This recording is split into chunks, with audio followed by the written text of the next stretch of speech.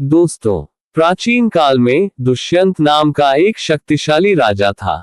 वह हस्तिनापुर का राजा था। एक बार वह शिकार करने निकला और एक हिरण का पीछा करते हुए कण्व ऋषि के आश्रम के पास पहुंच गया, जहां कण्व ऋषि के कुछ शिष्यों ने उससे हिरण को न मारने का अनुरोध किया। राजा ने उनकी बात मान ली, लेकिन लंबे समय तक पीछा करने के कारण राजा को प्यास लगी और वह पानी की तलाश में था।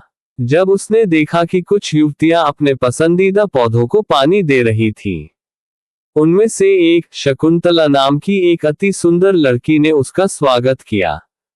वह ऋषि विश्वामित्र की दिव्य अप्सरा मेनका की पुत्री और कण्व ऋषि की पालक संतान थी। राजा उसकी सुंदरता से इतना मंत्रमुग्ध हो गया कि वह वहीं खड़ा रहा, जबकि पानी उसके हाथों से बहता रहा। पहली नजर में राजा के मन में उसके लिए जो प्यार पैदा हुआ, वह क्षणिक होने के लिए बहुत गहरा था। उसे संबोधित करने का अवसर पाकर उसे जल्द ही महसूस होता है कि उसके लिए अपनी राजधानी में वापस लौटना असंभव है।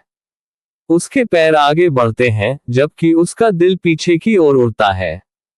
लेकिन भारी मन से राजा हस्तिनापुर लौट आया। वह उसे फिर से देखने के अवसर तलाशने लगा। दिन रात उसके बारे में सोचते रहने से उसे चैन नहीं मिलता और अपने पसंदीदा कामों में भी उसे आनंद नहीं आता। राजा को जो अवसर चाहिए था वह उसे मिल ही गया। राजा के पास साधुओं ने दूत भेजकर उसे अपने यज्ञ की रक्षा के लिए आश्रम में आने के लिए कहा।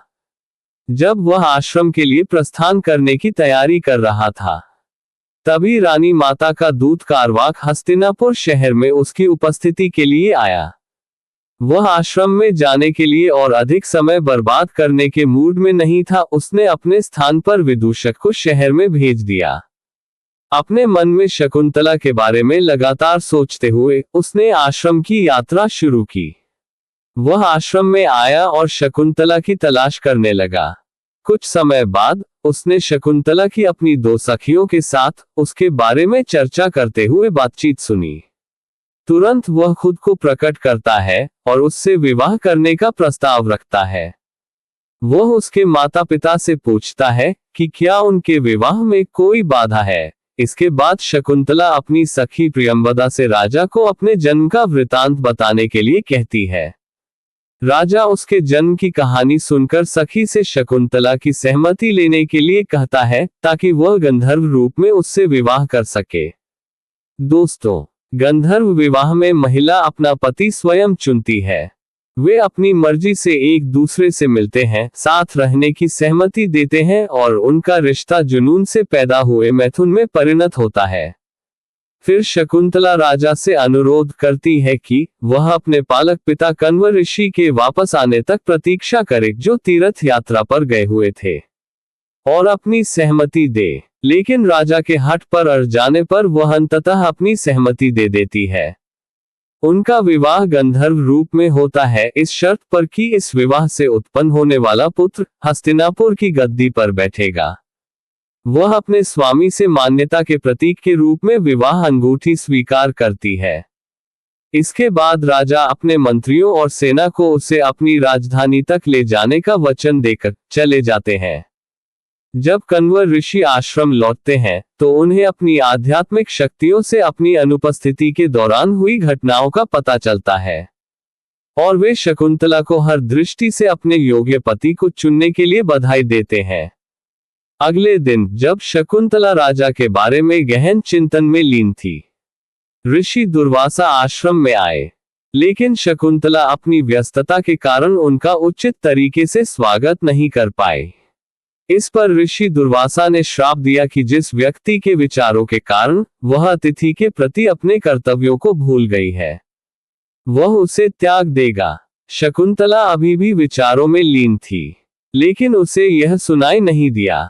लेकिन उसकी सहेली प्रियंवदा ने यह सुना और ऋषि दुर्वासा से क्षमा मांगी। स्थिति को भांपते हुए ऋषि दुर्वासा ने कहा कि मान्यता के किसी आभूषण को देखने पर श्राप समाप्त हो जाएगा। शकुंतला शीघ्र गर्भवती हो जाती है और गर्भावस्था के 7वें महीने में उसे उसके पालक पिता ने अपनी बहन गौतमी और अपने 2 शिष्यों के साथ हस्तिनापुर भेज दिया। प्रियंवद आश्रम में रहते हैं। अपने रास्ते में शकुंतला और उसकी सहेलियां नदी में स्नान करती हैं। जब, जैसा कि नियति को चाहिए, वह लापरवाही से मान्यता की अंगूठी नदी में गिरा देती है।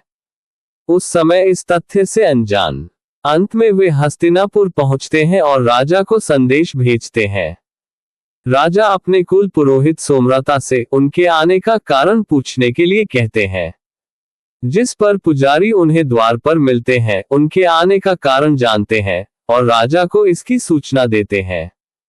दुर्वासा का श्राप अपना काम करता है। राजा शकुंतला को नकार देते हैं। ऐसा दावा करने पर वह और उसकी सहेलियां राजा के सामने लाई जाती हैं। राजा सार्वजनिक रूप से उसका खंडन करता है। अंतिम उपाय के रूप में शकुंतला राजा द्वारा उसे दी गई अंगूठी के बारे में सोचती है, लेकिन ये पता चलने पर कि वह खो गई है, उसने बची हुई आशा भी खो दी। शकुंतला बेहोश होकर जमीन पर गिर जाती है। कुछ समय बाद वह होश में आती है।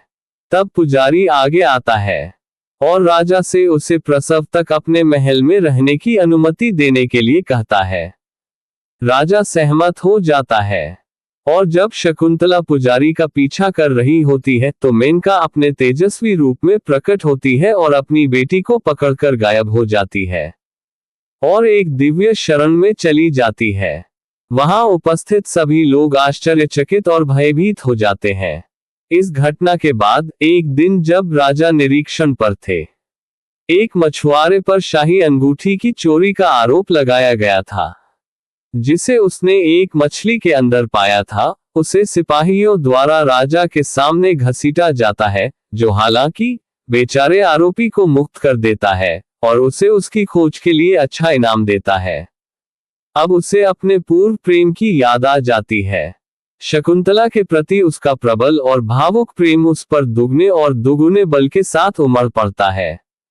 दुख में लिप्त होकर राजा 3 लंबे वर्ष बिताता है, जिसके अंत में इंद्र का सारथी मातली राक्षसों को हराने में राजा की सहायता मांगता है। वह इंद्र के रथ में अपनी हवाई यात्रा करता है। जब वह इंद्र के राज्य से वापस आ रहा था तो वह ऋषि मारीच के आश्रम में उतरा। वहां उसने एक छोटे लड़के को शेर को सताया हुआ देखा। उसका हाथ थामते हुए, बिना ये जाने कि वह उसका अपना बेटा है। राजा को एक अजीब रोमांच महसूस हुआ। राजा ने बच्चे से बात करने के बाद उसे एहसास हुआ कि लड़का पुरुवंश का वंशज है। उसका दिल उसके लिए स्नेह से भर गया। परिस्थितिजन्य साक्ष्यों के संग्रह से पता चलता है कि लड़का उसका बेटा है, लेकिन जब वह लड़के के माता पिता के बारे में संदेह में था तो वह ऋषि मारीच से मिला, जिनसे उसने सब कुछ जान लिया। लड़के का नाम सर्वदमन था, जिसे बाद में भरत के नाम से जाना गया, जो सबसे प्रसिद्ध राजा थे और जिनके नाम पर आज भी भारत को भारत या भारतवर्ष, भारत का देश कहा जाता है। इसके तुरंत बाद वह शकुंतला को पाता है और उसे पहचानता है, जिसके साथ वह अंततः खुशी से फिर से मिल जाता है।